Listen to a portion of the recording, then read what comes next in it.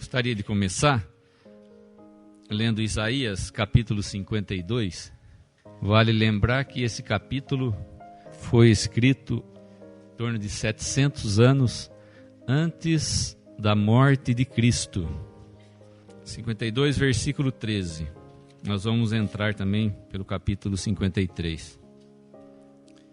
Eis que o meu servo operará com prudência, será engrandecido e elevado e muito sublime.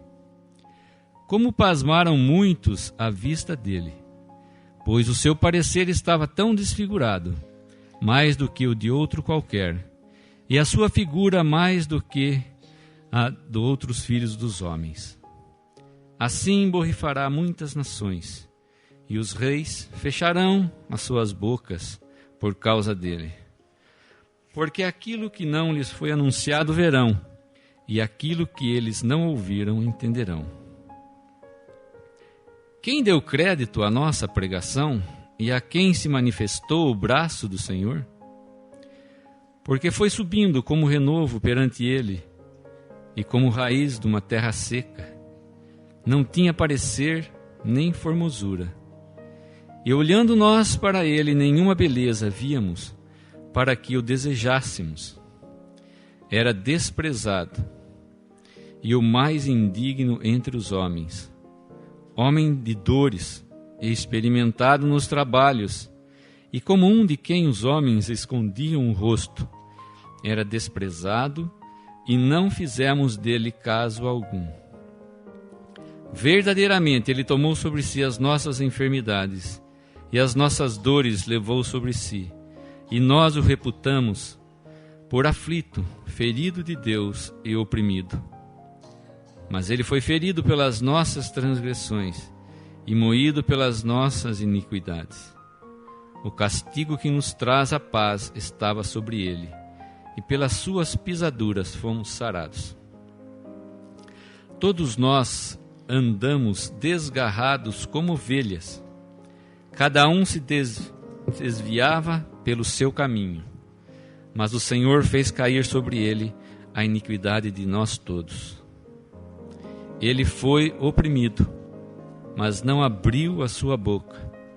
Como um cordeiro foi levado a um matadouro, e como a ovelha muda perante os seus tosqueadores, ele não abriu a sua boca.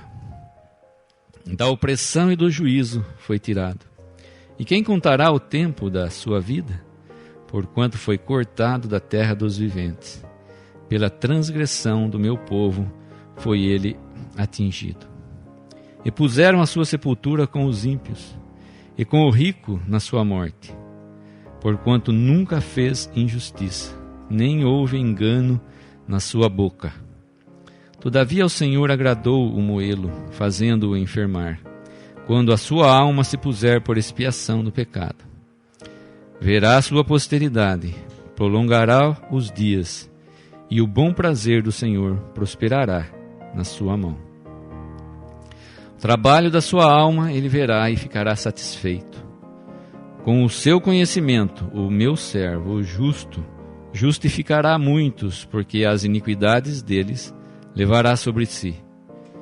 Pelo que lhe darei a parte de muitos, e com os poderosos repartirá ele o despojo. Porquanto derramou a sua alma na morte, e foi contado com os transgressores. Mas ele levou sobre si o pecado de muitos, e pelos transgressores intercede. Essa passagem é a passagem que nos fala de Cristo, uma passagem profética. Essa passagem é um quadro pintado por Isaías, uma profecia. E nós vemos, agora já cumprido, nós vemos a face daquele a quem Isaías pintou esse quadro, é a face de Cristo.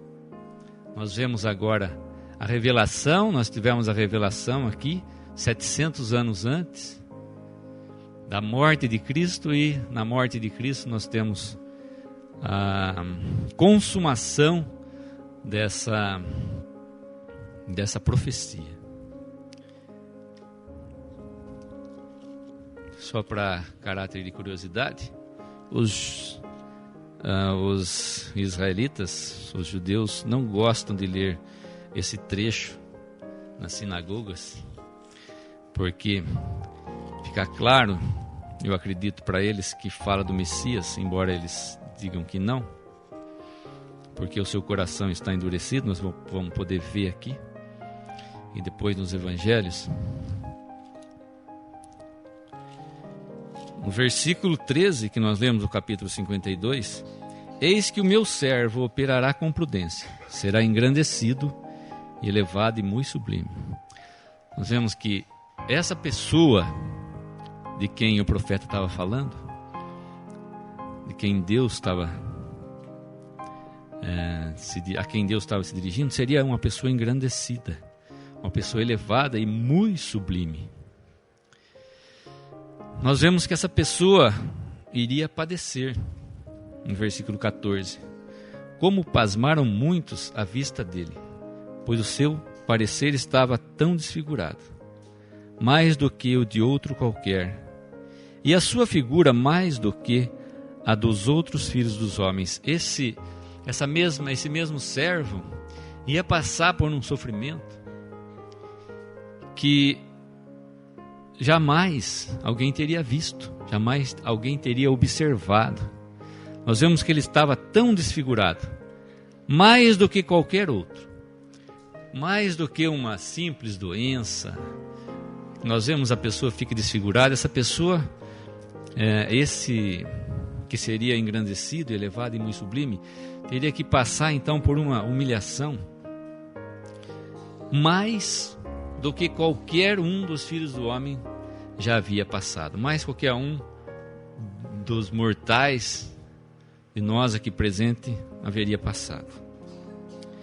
Assim borrifará muitas nações, e os reis fecharão as suas bocas por causa dele, porque aquilo que não lhes foi anunciado verão, e aquilo que eles não ouviram entenderão. Aqui nos falam da salvação de muitas nações. Essa obra então de humilhação e de engrandecimento traria salvação a muitas nações. Mas o que nós lemos no capítulo 53 é a descrição então da pessoa de Cristo. E Isaías fica pasmado, porque no primeiro versículo ele diz: quem deu crédito à nossa pregação? Senhor, e a quem foi manifestado o braço do Senhor? Quem deu crédito à nossa pregação? Quem daria crédito a essa pregação? Quem daria crédito a essa pregação, inclusive do povo de Israel? Quem daria crédito a essa pregação de uma pessoa morrendo numa cruz, desfigurada, sendo humilhada? Isaías fala: mas essa pregação, quem vai dar ouvidos para ela? E a quem vai ser revelada essa salvação? Quem vai querer ouvir essa salvação?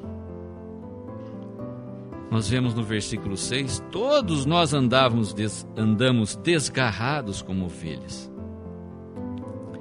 Quem vai querer ouvir a pregação? O salário do pecado é a morte, nos fala em Romanos 6, 23. O salário do pecado é a morte. Essa passagem nos fala de sofrimento, nos fala de morte. Quem gosta de ouvir de sofrimento e de morte? Quem gosta de ouvir de pecados, que é culpado e que merece ser castigado? E o castigo que nos traz a paz estava sobre ele? Essa história, para os judeus e para muitos de nós atualmente, faz-nos pensar como um braço forte de Deus pode trazer um Salvador assim tão fraco que acabou morrendo numa cruz. Esse braço do Senhor que foi estendido, que nós vemos O Senhor desnudou o seu santo braço perante os olhos de todas as nações. O seu santo braço, então, foi para mostrar um Messias em fraqueza? Senhor, quem deu crédito à nossa pregação?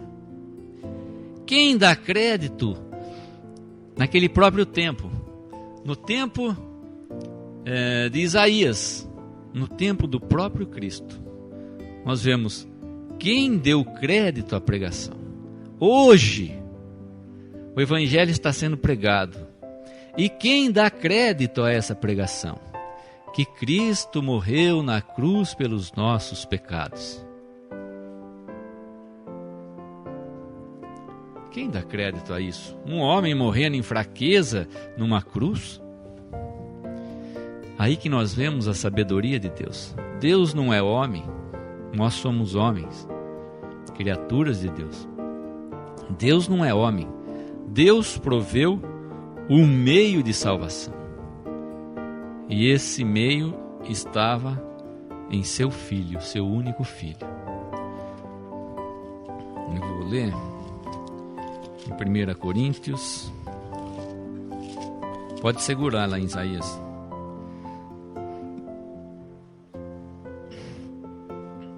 1 Coríntios 1, 18. Porque a palavra da cruz é loucura para os que perecem, mas para nós que somos salvos é o poder de Deus.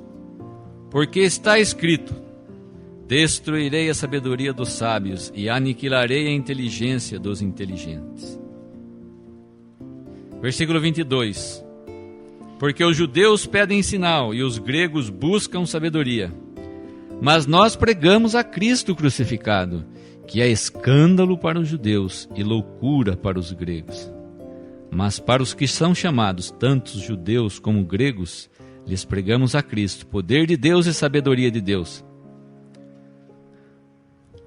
Poder de Deus e sabedoria de Deus. Esse é o braço poderoso do Senhor. Poder de Deus e sabedoria de Deus. Embora ele foi crucificado em fraqueza, nós vemos, Deus Todo-Poderoso estava com seu braço ali nessa obra. Versículo 2 do nosso capítulo. Porque foi subindo como renovo perante ele, como raiz de uma terra seca. Não tinha parecer nem formosura, e olhando nós para ele, nenhuma beleza víamos para que o desejássemos. Como raiz de uma terra seca, nós vemos no capítulo 11, a raiz de Jessé, do tronco de Jessé, da linhagem de Davi, viria esse Messias. Mas onde estaria a linhagem de Davi? Talvez esquecida. Aquele tronco, do tronco, quem já teve a oportunidade de ver um tronco caído, brotando um rebento? A linhagem de Davi já estava enfraquecida, quase que esquecida. Mas Deus havia feito uma promessa. Deus havia prometido que da raiz de Jessé, da geração de Davi, haveria de aparecer o Messias. E quando todos talvez já estivessem esquecidos dessa raiz de Jessé, eis que sobe um renovo perante o Senhor, como uma raiz de uma terra seca. O que nós podemos pensar? Uma plantinha crescendo numa terra seca.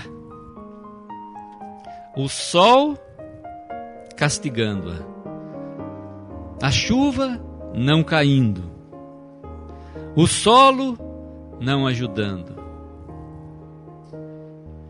como raiz de uma terra seca. Uma terra seca. Será que havia alguma coisa de interessante quando Jesus pisou ali nas terras de Israel?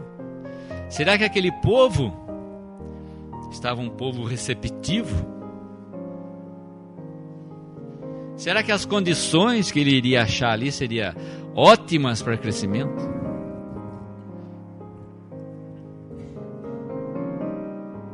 Não tinha parecer nem formosura, e olhando nós para ele, nenhuma beleza víamos para que o desejássemos. Porque nós nós lemos hoje que Deus, sendo riquíssimo, se fez pobre por amor de nós. Será que esse Messias haveria de vir de uma maneira toda imponente, o homem forte, bonito, rodeado de anjos, caminhando por esse mundo, dizendo: eu sou o Messias prometido? Não, esse Deus tinha que se despojar e começar. Será que Deus quis ser humilde? Ele nasceu numa manjedoura, não tinha nem lugar na estalagem, como nós lemos hoje. Será que Deus queria ser humilde? Ele já tinha que se despojar das suas vestes reais. Ele tinha que deixar, já lá na glória, tudo o que lhe pertencia. Então, nós vemos que ele nasceu de José, de uma família pobre, na Galileia dos gentios. Uma manjedoura, não havia lugar para ele na estalagem. Então ele deixou, quando nós cantamos, deixou tudo no céu. Deixou a sua roupagem real e veio, se fez carne e habitou entre nós. De uma forma rica? Não, de uma forma mais humilde possível. Nenhuma formosura, nada que atraísse, nada que pudesse chamar a atenção, que alguém olhasse e dissesse: eis o Messias.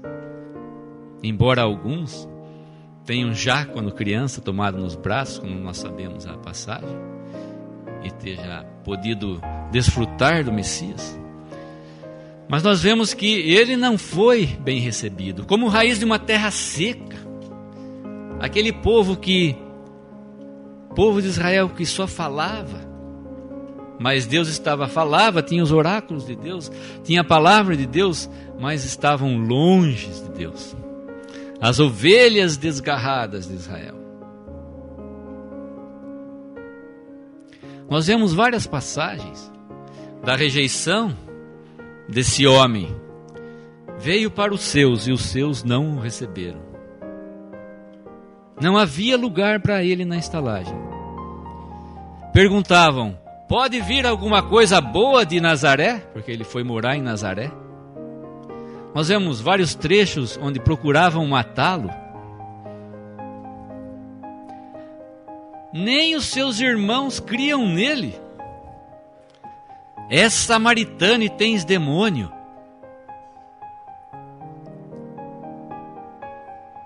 Apesar de ele ter feito sinais e milagres, a palavra nos diz: não criam nele. E finalmente gritavam: crucifica-o, crucifica-o. Hei de crucificar o vosso rei. Nós não temos rei. Não, este não. Solte Barrabás. Nós vemos que atmosfera, que terra, que lugar inóspito Cristo veio. Nós não temos o relato dele, os 30 anos que ele viveu aqui nesse mundo, mas o quanto que ele sofreu, o quanto que ele padeceu nesses 30 anos, vivendo no meio dessa terra. Uma terra inóspita, uma terra que ele havia criado, mas que agora estava um pouquinho diferente. Ou melhor, estava totalmente diferente. Tinha uma coisa que ele havia de tirar, que era o pecado. Então, esse renovo tinha uma promessa. Deus ia fazer crescer aquele renovo. E embora, mesmo rejeitado, mesmo num ambiente inóspito, aquele servo não iria falhar na sua missão. Aquele renovo havia de brotar, aquele renovo havia de crescer, e aquele renovo havia de frutificar. E como é que nós damos crédito à palavra de Deus hoje? Nós vemos que a fé vem pelo ouvir, e o ouvir vem pela palavra de Deus. E nós pregamos aqui hoje a Cristo crucificado, Cristo morto pelos nossos pecados. Aquele homem que foi rejeitado pelos seus. Isso é que nós pregamos. Nenhuma formosura. Nada. Nenhuma formosura. Será que a gente pode olhar para algumas faces aqui e poder ver alguma coisa de interessante, alguma coisa que atrai? Olhos azuis, talvez atraia. Olhos azuis, talvez seja atraente. Não havia nada. Um semblante bonito, é bem atrativo. Mas esse homem não tinha nada. Como pode, irmãos e amigos, mesmo os seus familiares, que moravam junto, que viviam junto, não poder crer nele? É a dureza do coração do homem. É Deus vivendo num ambiente inóspito. É o homem que não quer Deus. É o homem rejeitando a presença de Deus. É o homem odiando a Deus. O homem odeia a Deus. Nós vemos, todos nós andamos desgarrados como ovelhas. Cada um se desviava pelo seu caminho. Será que ele não sabia de tudo isso?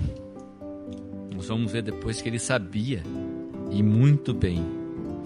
Versículo 3: era desprezado, e o mais indigno entre os homens, homem de dores, experimentado nos trabalhos, como um de quem os homens escondiam o rosto, era desprezado, e não fizemos dele caso algum.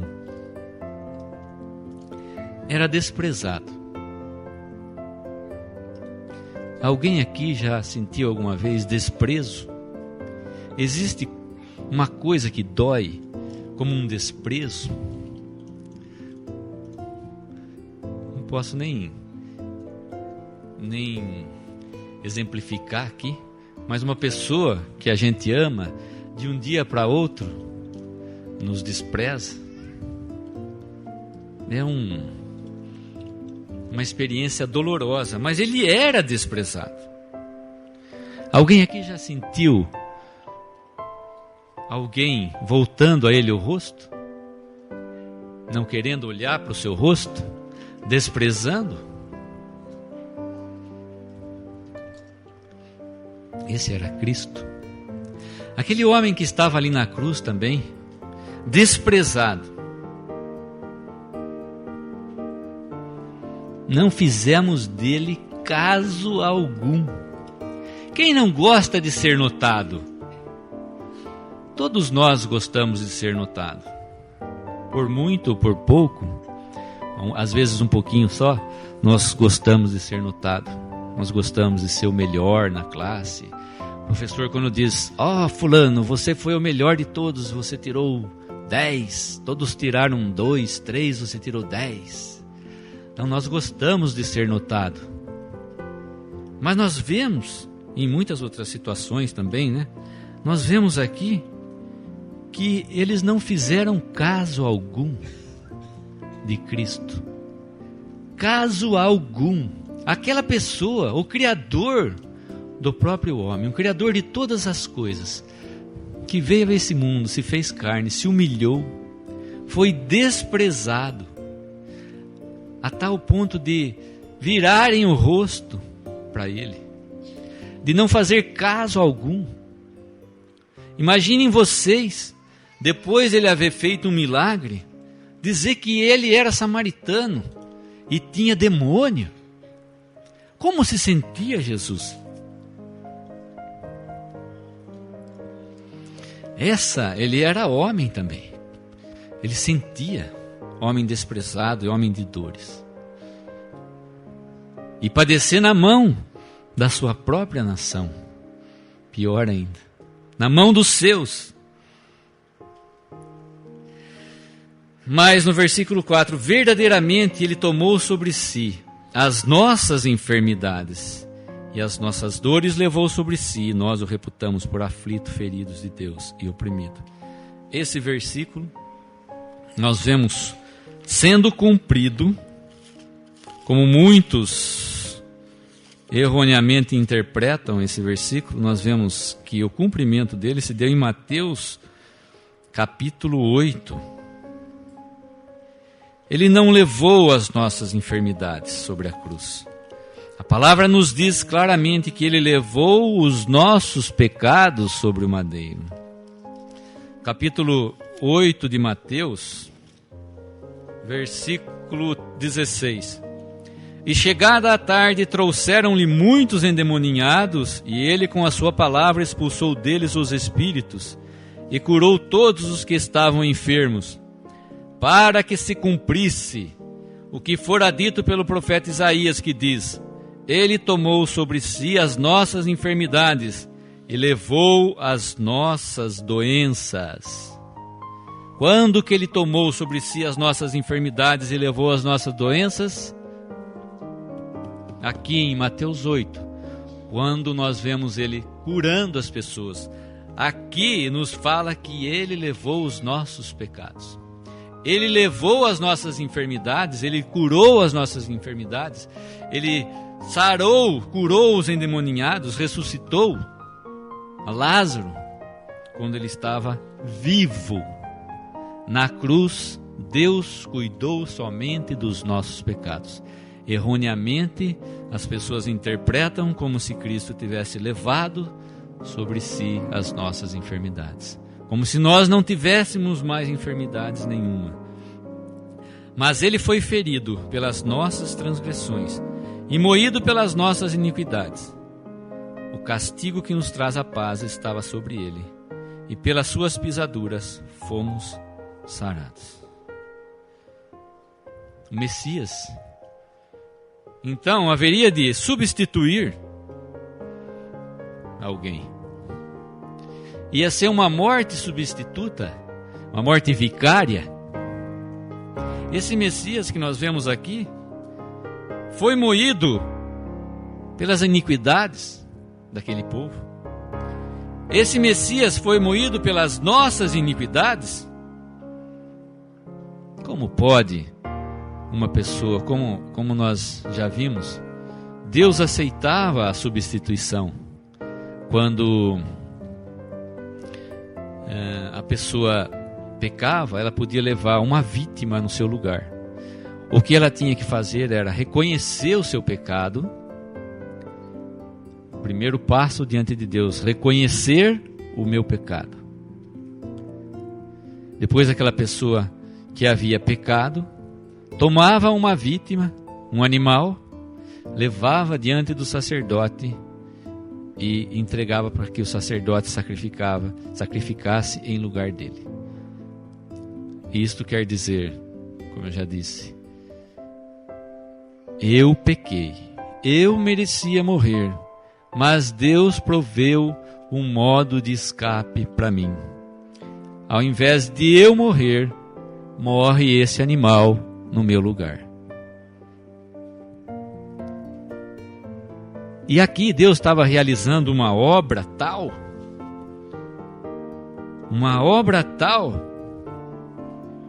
que Ele não estava tratando com o pecado de uma pessoa só. Ele estava tratando com as nossas iniquidades. As nossas iniquidades. Não é de uma pessoa. É coletivo. As nossas iniquidades.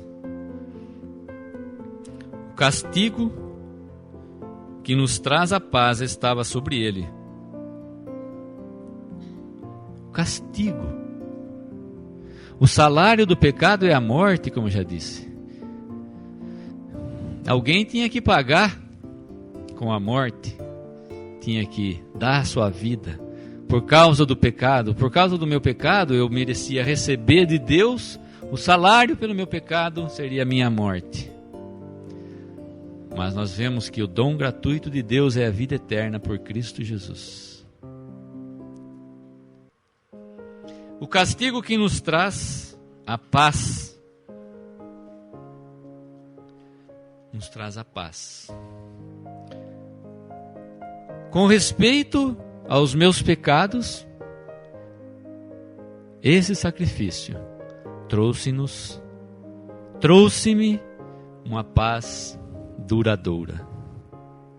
Não é uma paz momentânea, é uma paz que Deus me dá. Paz com Deus.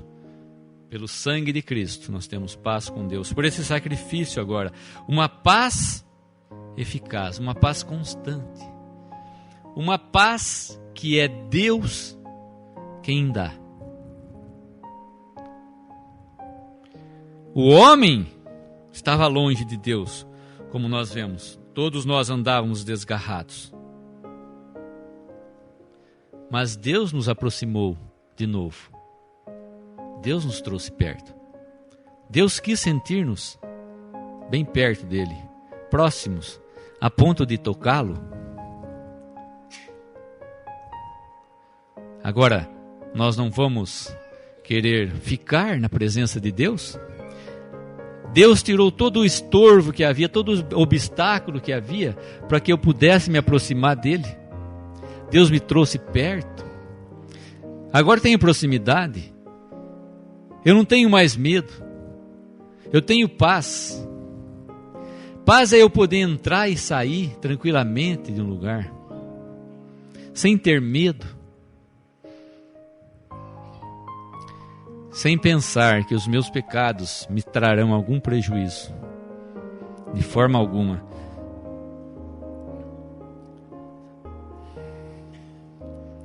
Ele foi oprimido, versículo 7, mas não abriu a sua boca, como um cordeiro foi levado a um matadouro, e como ovelha muda perante os seus tosqueadores, ele não abriu a sua boca. Nós vimos os exemplos do Senhor Jesus, diante de Caifás, diante de Pilatos, diante de Herodes, e ele não abriu a sua boca.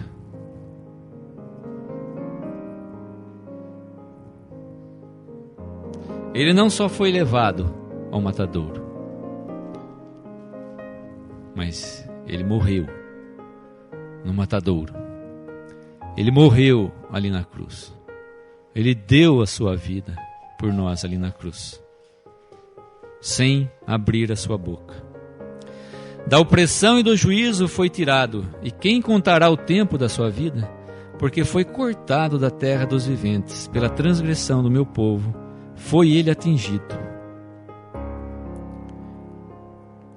Porquanto foi... Quem contará o tempo da sua vida? Porquanto foi cortado da terra dos viventes. Ele não teve uma morte natural. Podemos dizer que na mão dos homens ele seria assassinado? Não foi nada acidental. Ele foi cortado nos seus 33 anos.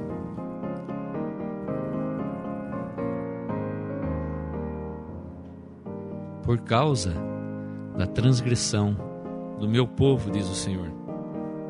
E puseram a sua sepultura com os ímpios, e com o rico na sua morte, porquanto nunca fez injustiça, nem houve engano na sua boca.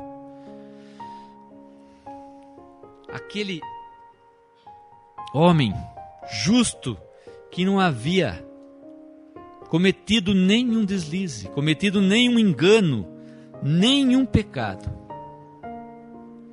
foi julgado como um criminoso. Junto estava Barrabás, nós vemos, que havia cometido um homicídio. Ele estava sendo julgado junto com os criminosos, aquele que não havia cometido nenhuma injustiça, e nenhum engano havia saído na sua boca. Aquele que havia sido colocado entre dois ladrões. Puxa, mas que destino nós podemos pensar?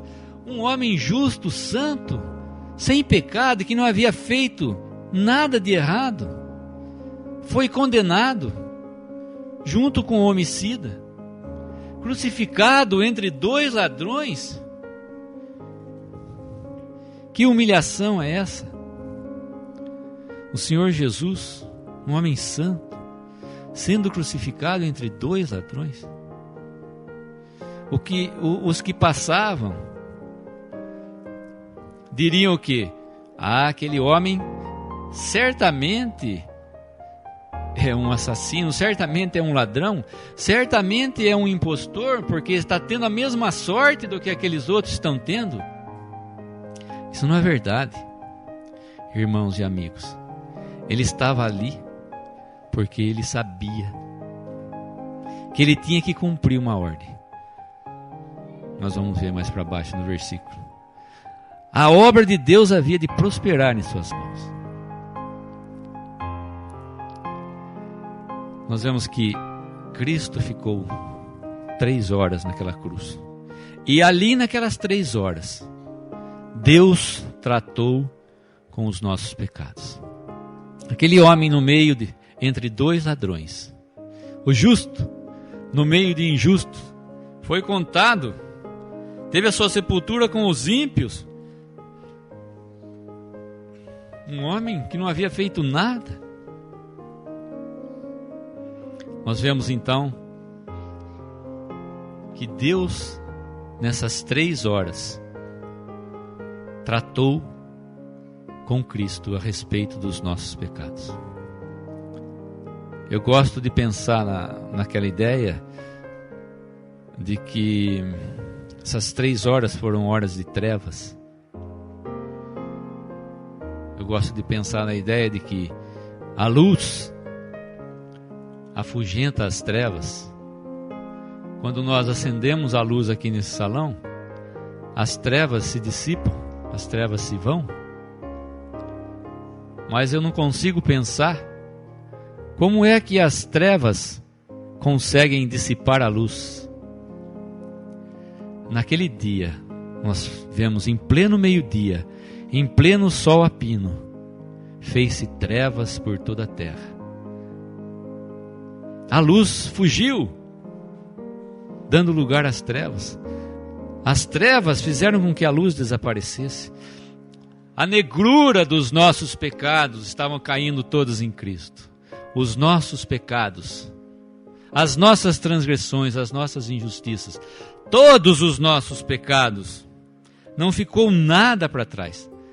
Não ficou nada daquela obra para trás. Deus não deixou nenhuma unha para trás. Deus estava realizando aquela obra. Deus estava ali fazendo com que aquele cordeiro substituto morresse em meu lugar, morresse no lugar de vocês aqui. 3 horas de trevas. A questão do pecado foi tratada de uma vez para sempre. De uma vez para sempre tratado a questão do pecado. Todavia o Senhor agradou o moê-lo, fazendo-o enfermar, quando a sua alma se puser por expiação do pecado. Quando a sua alma se puser por expiação do pecado. Esse homem então tinha que morrer. Para expiar os pecados tinha que haver derramamento de sangue. Sem a morte da vítima, não havia expiação de pecados. Essa vítima tinha que morrer.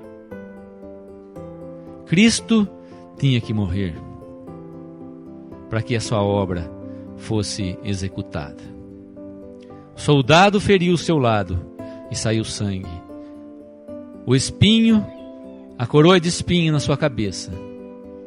Nós vemos também trouxe o seu sangue, fez o seu sangue brotar. Que aparência desfigurada que nós vemos desse homem na cruz. Que aparência desfigurada.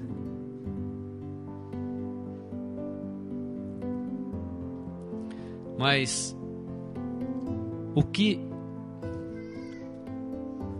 os doutores da lei não entendiam é que o Messias havia de padecer, mas que o Messias havia de ressuscitar também.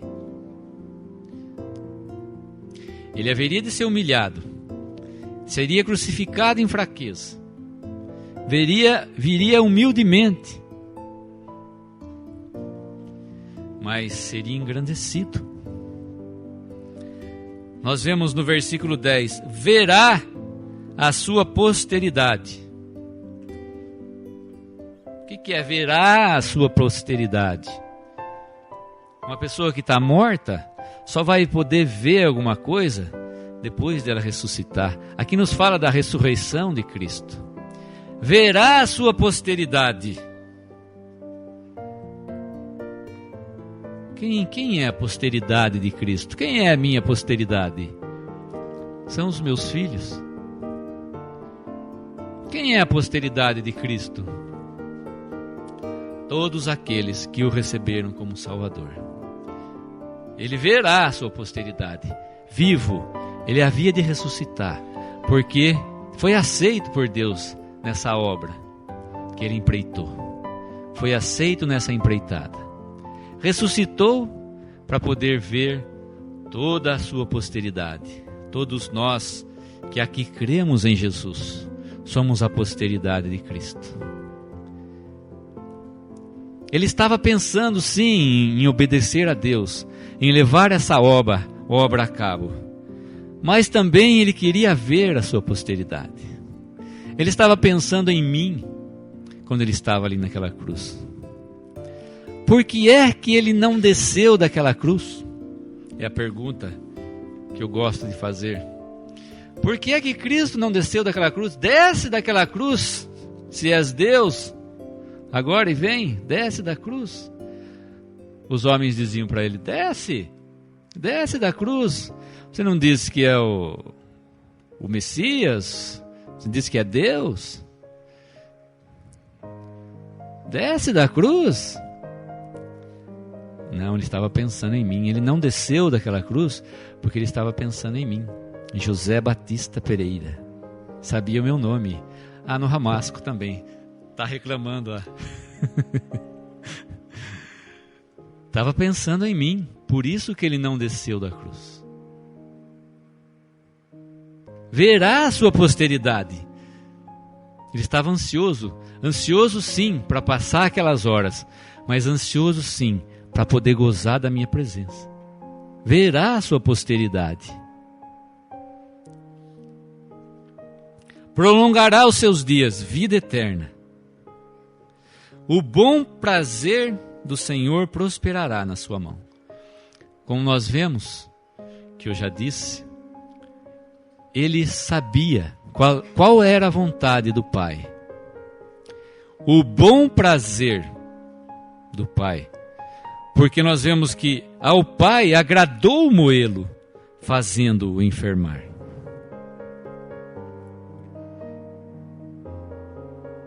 Agradou moê-lo, fazendo-o enfermar. Esse foi agrado do Pai.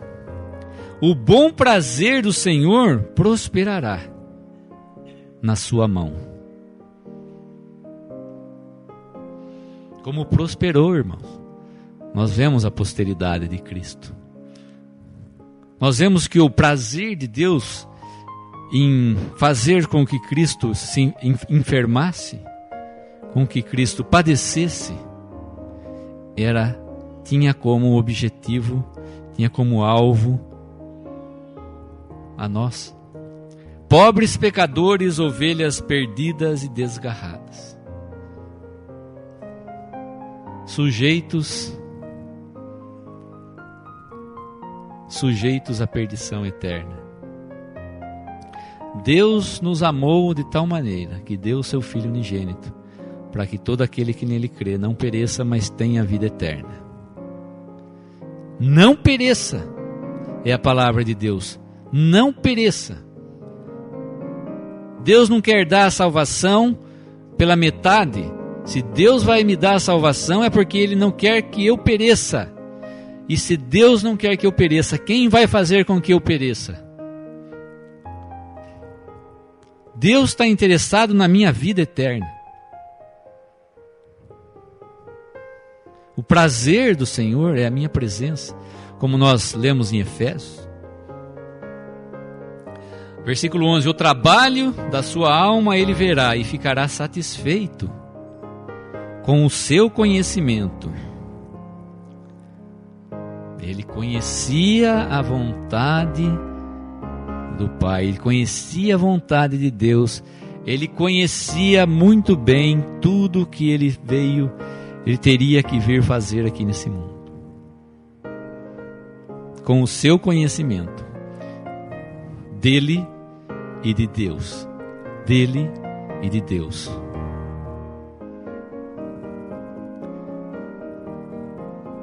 Nós vemos que sempre o pai e o filho estão andando juntos. Não tem como eles andarem separados aqui, a não ser quando Deus vira a sua face, quando, como Deus, o Senhor Jesus diz: Deus meu, por que me desamparaste? Nós vemos que ele conhecia tudo isso, conhecia até essa hora, sabia até dessa hora, quando Deus ia voltar o seu rosto para ele. Ele verá o trabalho da sua alma e ficará satisfeito. Satisfeito. O que essa palavra nos diz? Satisfeito. Quando eu estou satisfeito, bom, a primeira coisa que me vem em mente é depois que eu acabei de comer. Eu estou satisfeito. Satisfeito. Nada mais, não preciso de nada mais para tornar aquela coisa melhor. Eu acabei de comer, não estou precisando de mais nada, porque estou satisfeito. Eu não preciso de mais nada. Cristo ficou satisfeito com aquilo que ele fez. Ele não precisa mais nada, tudo da maneira que ele fez, como ele fez, a obra que ele fez, ele se sentiu satisfeito. E aquilo que Deus deu para ele, também ele se sentiu satisfeito. Pelo que, diz no versículo 12: lhe darei a parte de muitos, e com os poderosos repartirá ele o despojo, porquanto derramou a sua alma na morte, e foi contado com os transgressores. Mas ele levou sobre si o pecado de muitos, e pelos transgressores intercede. Pelo que lhe darei a parte de muitos, e com os poderosos repartirá ele o despojo. O que nos fala aí despojo?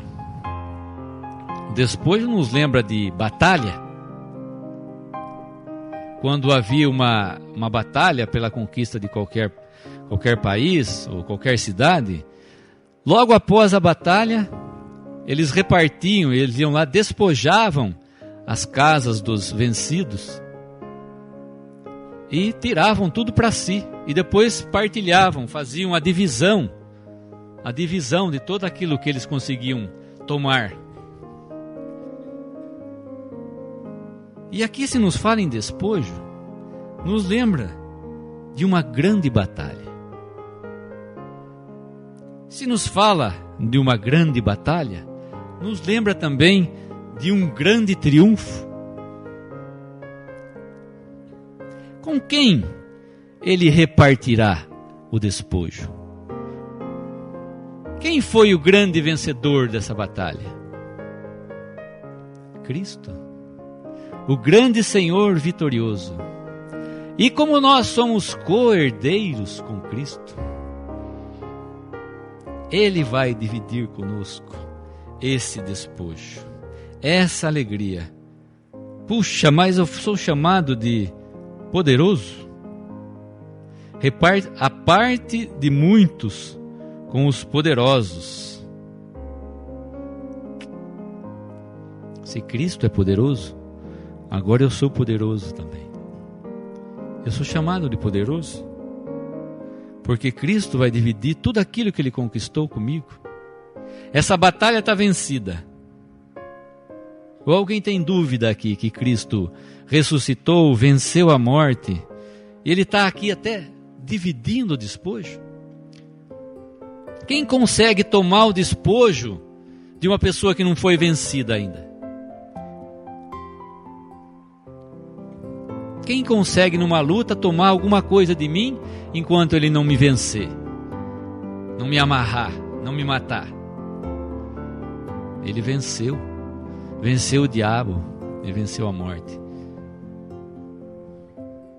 E Deus nos deu grande despojo.